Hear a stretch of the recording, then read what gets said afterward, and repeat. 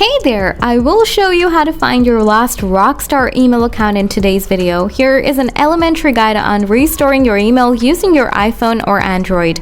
So without wasting time, let's get started. First, open any browser, search Rockstar Club, tap on official link, and if you have saved your email password, tap on login. After login your account, tap on profile, and then tap on the settings. And now you see your email. If you want to change your email address, then tap on Edit. To enter your password below in the box, tap on Submit Changes Request.